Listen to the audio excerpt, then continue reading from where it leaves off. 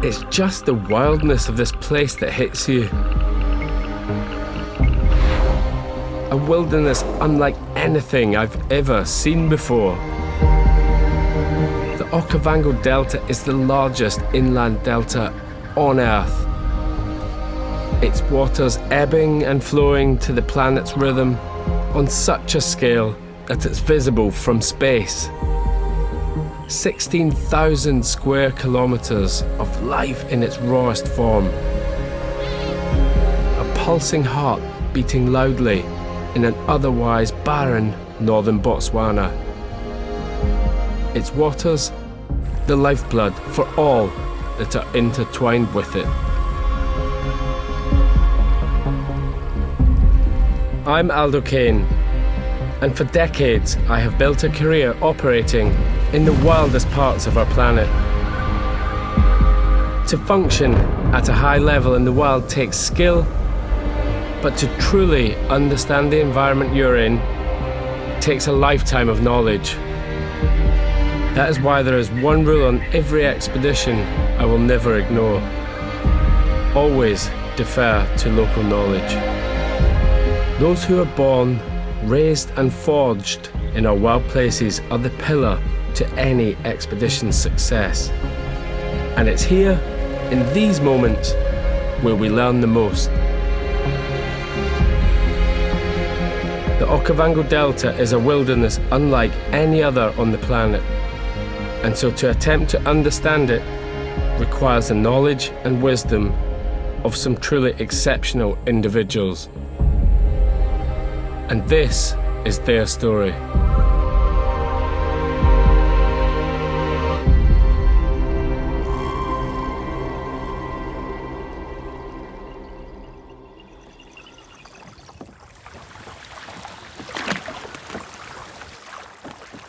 Akanditi juwoto wanga ndati juwoto mukuinda ndizira yake mushama takukushishindulingana kuyopa chikutika imukunda ta mundiri mupashirwa muninda munizokuti mundari mupashirwa. As polos go, C Company is one of the most accomplished there is, and one of the elite few who knows how to navigate the delta in its entirety. He belongs to the Bayei, a group of people who for generations have carved out a living in the delta itself, navigating the waterways in their iconic Mokoro canoes. Deeply connected to this river system, the Bayei are entirely dependent on the waters that surround their homes. Once subsistence hunters, more recently, the Bayei found income through the demand for their intimate knowledge of the waterways. Like most remote places, the pandemic hit the delta hard. Now with outsiders able to return, the Mokoros are on the move once again. Morning, I'm Aldo. How are you? Aldo? Kaiser? John? I want to understand more about what it takes to navigate these wild river systems and just how much work it takes to safely guide visitors through their waters. Joining a small polling team handpicked by C Company, our goal is to traverse the entire delta, from the northern panhandle to the buffalo fence in the south near Maun. But before we set off, there's just one tiny bit of information I need: how to actually pole a Mokoro.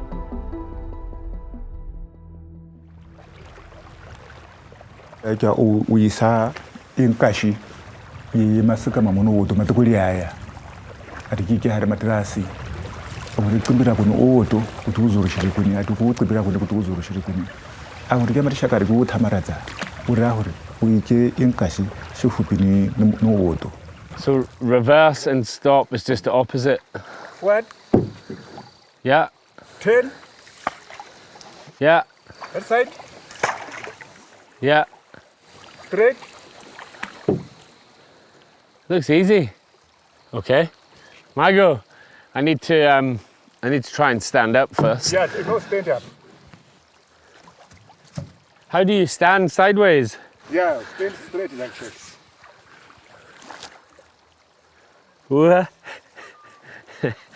You know what? I wouldn't be so worried about learning to do this if it wasn't for the amount of hippos and crocodiles in the water. So sideways. Oh, I'm gonna get wet. Reverse? Reverse. Yeah. Yeah, now go straight. And then stop. It just shows you what years of you doing this, like you make it look easy. I was looking earlier and I was like, yeah, I could probably do that. Yeah. Got a stand-up paddleboard at home. Put your pole behind you a little bit. A little bit more. Yeah. Good technique you need, don't you? Like doing 30 kilometers a day seems quite a big ask. Each evening on the Delta will be spent camping out on one of the thousands of islands here. As I'm briefed about the days ahead and what to expect, it suddenly dawns on me that I might be throwing myself in at the deep end with this one. Not only do I have to keep up with these guys, but there will be sections where falling in the water will not be an option. But, as the saying goes, tomorrow we ride. So am I going next? So we're just setting off on day 2. This is my first day poling, but the boys aren't overly happy. So we'll see how we get on. Kaiser thinks he's going for a swim.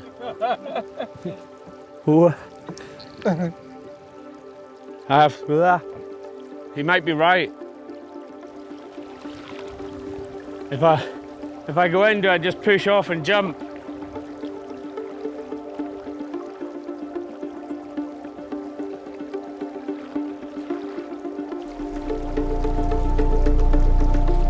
I feel like I'm a novice, a complete novice at this, so I'm probably making all the mistakes. I can feel my ankle muscles are pretty tense, so I'm obviously gripping for dear life with my feet.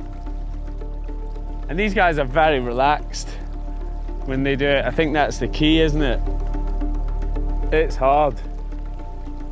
그 시물로도 호두와 기나니 리냐 하리를 숨이 레버타노 기투다 Mokoro.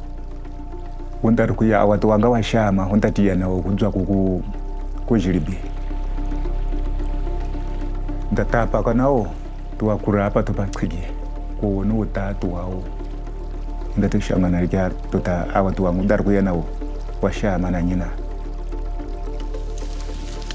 It's amazing. We are literally carving our own path through the papyrus and through the reeds here. They'll be doing subtle little markers, like they'll snap the top of a papyrus stem, and that means the Mokoro's behind, they know which way we've gone. So it's all about the small, subtle cues, the markers. What's the wood on? Ah. I'm gonna stop talking and concentrate.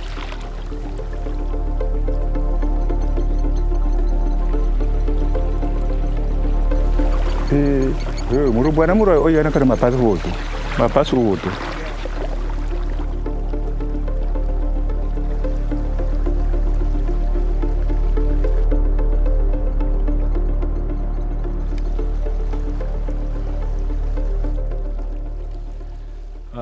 That's pretty much all done.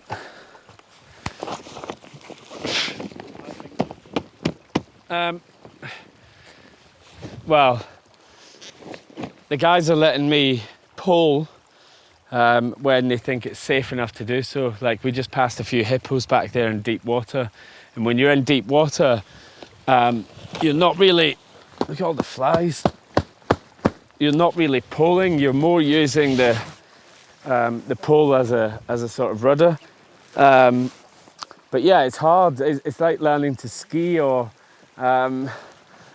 learning to play golf or something. You know, I'm just using and relying on sheer strength to keep me from capsizing. So it's using all my muscles. I'm not very efficient at it, but it's only day 2, so hopefully in the next 3 or 4 days I'll become a ninja at it. But we'll see. So we're just going to set up kitchen area there. We'll get sundown there, which means we should get the sunrise right there. and the moon is waxing, so we're going to have full moon in a couple of days' time. Amazing. You can see the Olly print there.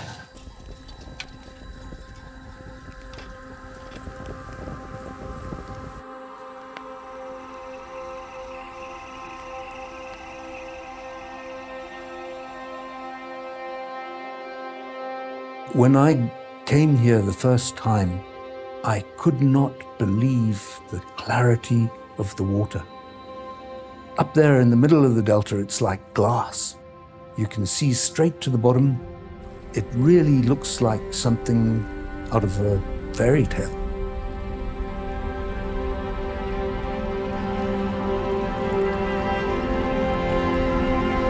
We've just entered this area which is just absolutely teeming with life.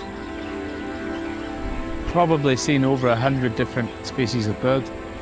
These Mokoros are so quiet. This is definitely the way to do it. This is what makes it ecologically so important, because suddenly in the middle of the dry, yellow, dusty northern Botswana ecosystem, you have this 16,000 square kilometers of green, grass and water. And so wildlife can reach huge concentrations, very high densities of wildlife are resident here in the Delta.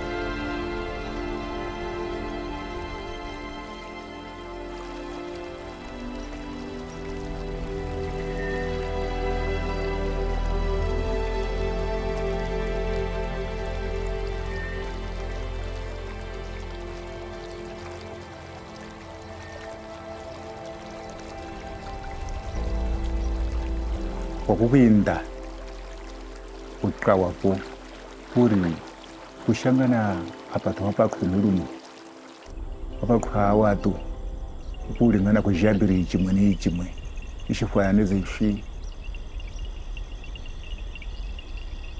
So here in the Okavango Delta, we are in the middle. Pretty much we are as remote and as wild as it gets. 6 o'clock, you can almost set your watch by it. The sun dips right behind the horizon, and then you have half an hour-ish of this amazing golden light, and then it gets dark. We're already about to lose it, and it's exactly 6:30. But when that happens, this entire place comes alive. It's just utterly amazing. Listen to this.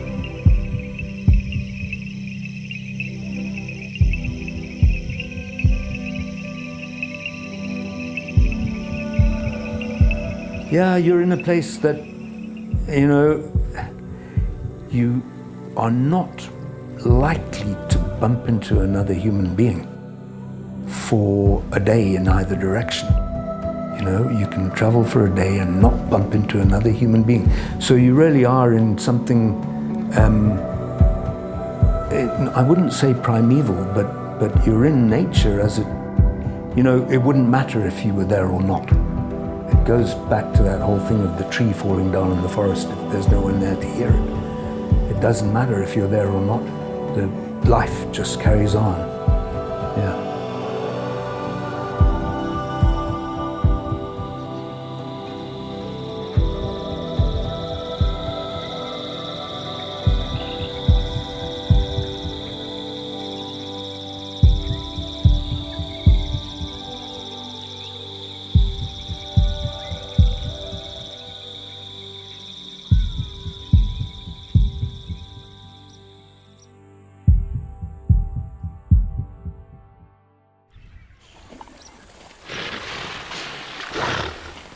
As sure as the Delta casts its bewitching spell, complacency here can have serious consequences. Sharing these waters, there is one resident in particular who causes endless grief for the polars. The hippo. The Okavango is home to thousands of hippos, each as unpredictable and territorial as the next, with every individual demanding their own set of manoeuvres. Up to 3 tons of bulk can disappear silently, without a trace. If you switch off when poling, even for a second, a run-in with a hippo can cost you dearly. Ndari kuya shuwoto kubva kukumuzanga. Angundishienda zini ndachitisa umvuvu. Ikwari ndokumwana kuti taka ndishangana kati kukulira umvuvu ndina. Umvuvu kati zipowoto wanga. Nganditi uri kukulira urundo ruwoto. Kuti zipa kuli dziri yanga. Tana mushindi shuhiri. Mikubu ya bula Mokoro. Kya khona ho thatoha.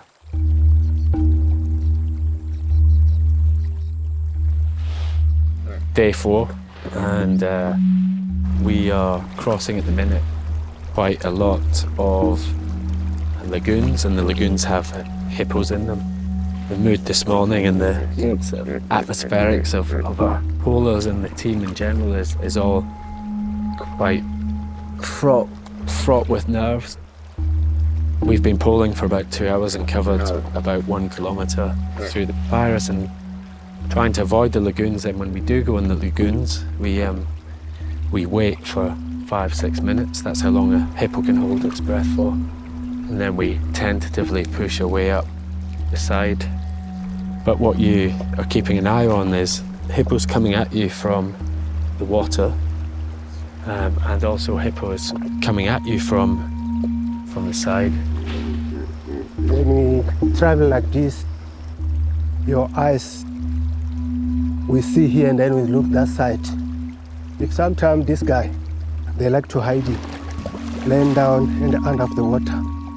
So we can see a little bubbles like see the Mokoros going. Then they give you sign.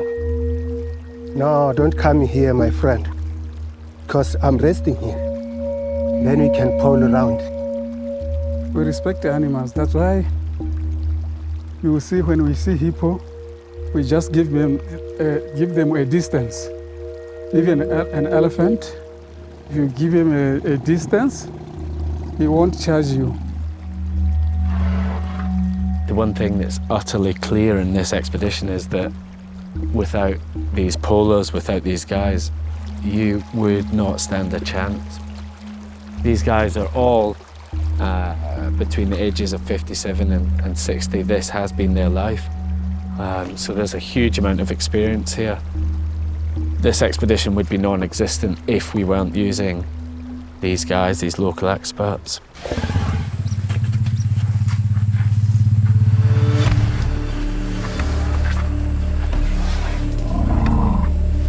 Timani yo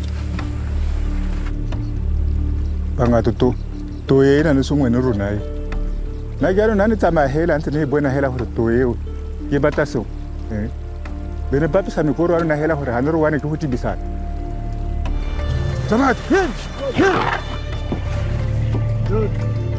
ina yana unvu ba pakati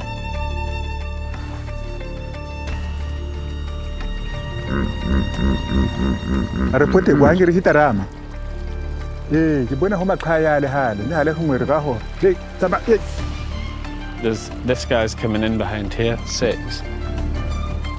Making our way across the lagoons, and we've just come across 1, 2, 3, 4, 5, 6 hippos, 7, and they are not happy. And we're in these tiny little Mokoros. There's another 2 there. Arka sheta hela arka hutu ko ne be chidi la arka gira. Ka gira ro amolo di ba.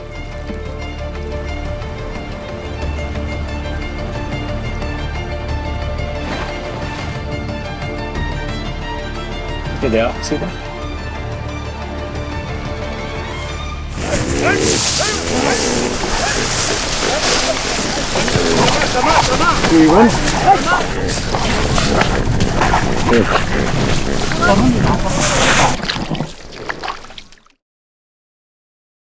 I'm glad you're still with me, Ollie, because that was close.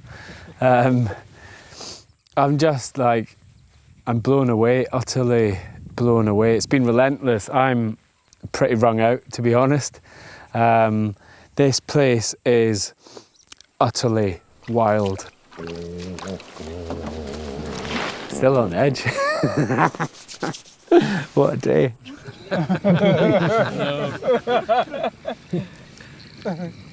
Today was a different day. A different day. Sunday? It's Yeah, it is Sunday. We were supposed to be at the church. at the church. So Have you done any prayers today? Not yet. we praise every day. Not every day. Yeah. When you sleep in the Can you pray tomorrow that we don't have lots of hippos?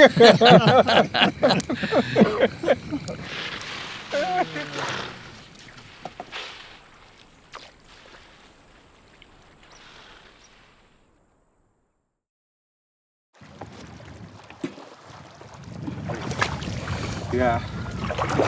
This year I think is no water completely. Because normally in June, this time here we can pass here by boat.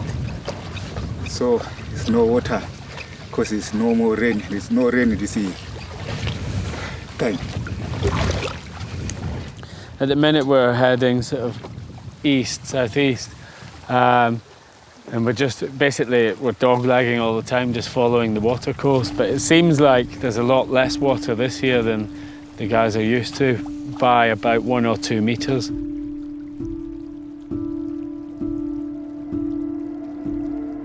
The flood variation is what maintains the seasonally flooded floodplains in the delta, and that is the ecological engine of the whole ecosystem of northern Botswana. The variation in flooding is absolutely critical.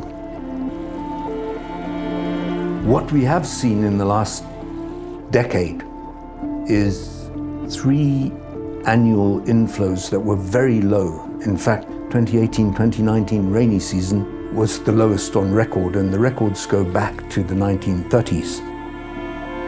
That was a bit of an eye-opener for us here, because there are areas that were what we call permanent swamp, which never dry out. And in 2019, quite a lot of those areas dried out.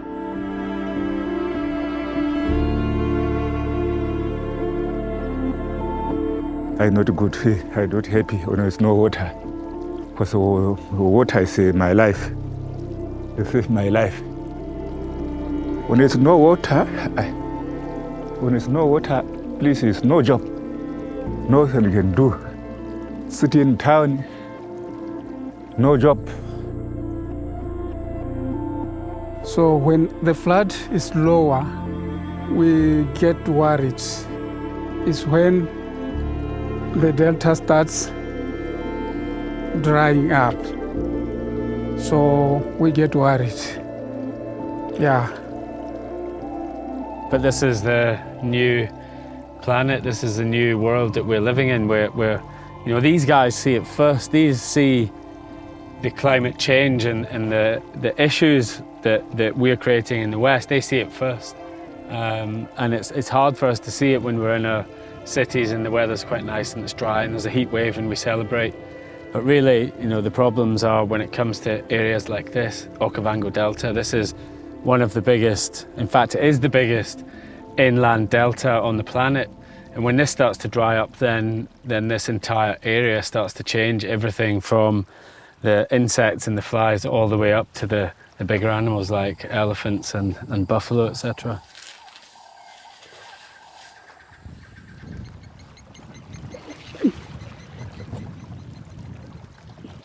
Which way are you going, Sea Company? Okay. We're in the lower reaches of the delta now, and there's visibly a lot less water. The floods haven't reached here yet. The floods haven't reached here yet. So all we're doing is basically picking our way through river section to lagoon, looking for leads like these, shallow water leads, and then into deeper water and just kind of lagoon hopping all the way down. Main channel or? Yeah, you see the lagoon?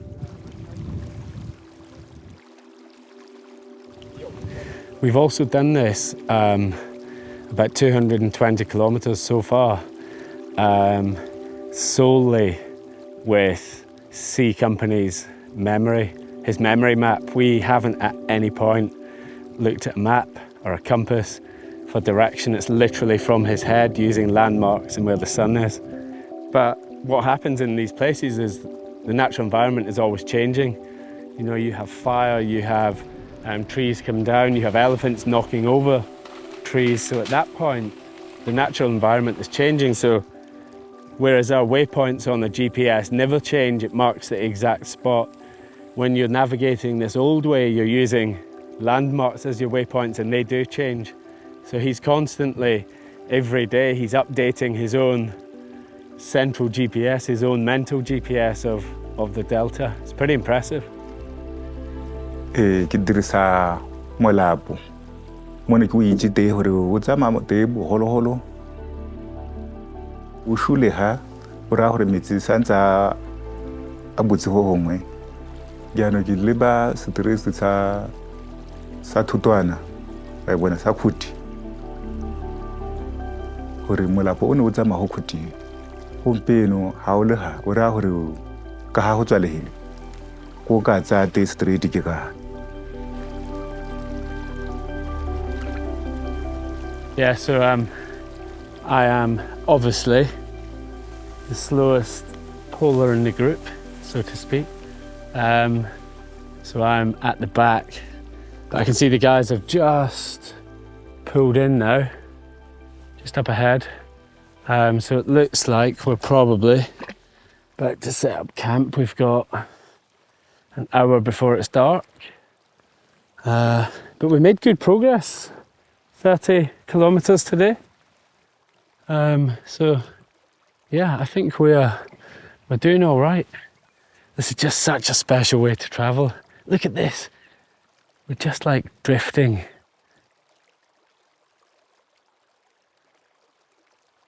Through the Okavango Delta in the most traditional way you can. Honestly, it's like we've been poling through a zoo. There's been so many amazing animals that we've seen. Yeah, I still haven't got it, have I?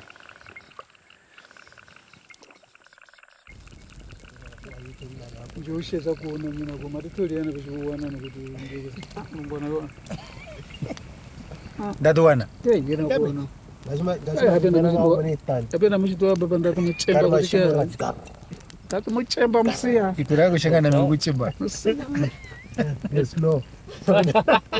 Snoring. This man. Oh, the whole night. Does it keep you awake? He just irritating me the whole night.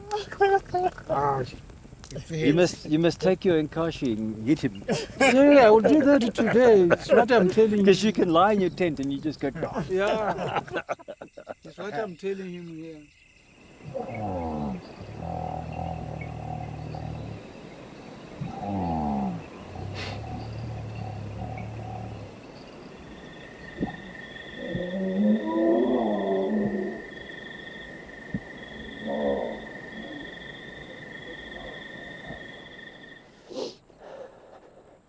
Final push.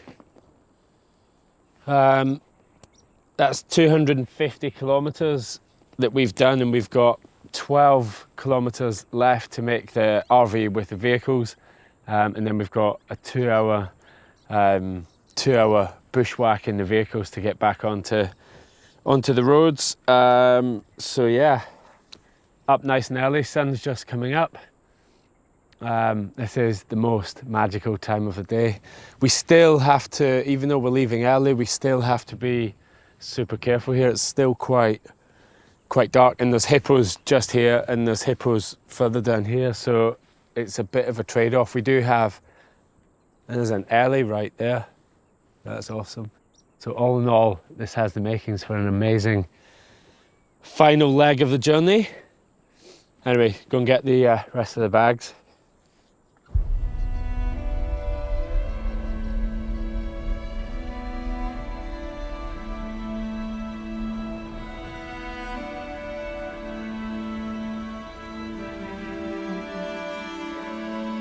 So this trip, we have traversed the Okavango Delta from the Panhandle down to the Buffalo Fence, but none of it would have been possible if it wasn't for the lads. I'm going to say polling team because that's effectively what they've been doing here, but they're not just polers on the Mokoro, they're guides. These guys are guides in the Okavango Delta.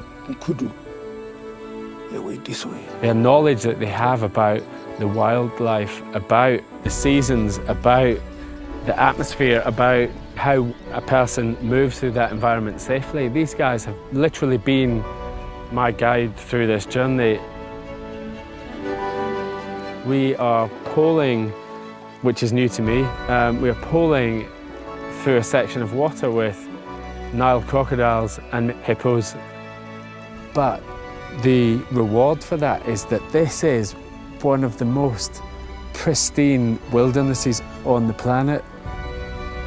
In these boats, you can slide silently through where the wildlife is. There's no motors, there's no noise. We're literally part of the environment, not just traveling through it. And that, to me, is the cornerstone of adventure, is to move through an environment, leave no trace, and to take back unbelievable memories. Thank you. Thank you, mate. Yes, that was amazing. Thank you. Amazing journey. Yes, Thank you. yes. So these guys Thank you very much. have lived, breathed this delta, this wild wilderness Thank you, environment brother. for Thank you. all of their lives. They have navigated for over 250 kilometers without a map, without a compass, without calling anyone, without a GPS. It's been one of the most pure expeditions that I've ever done. But that sort of knowledge is second to none. That is a deep, true understanding of this environment.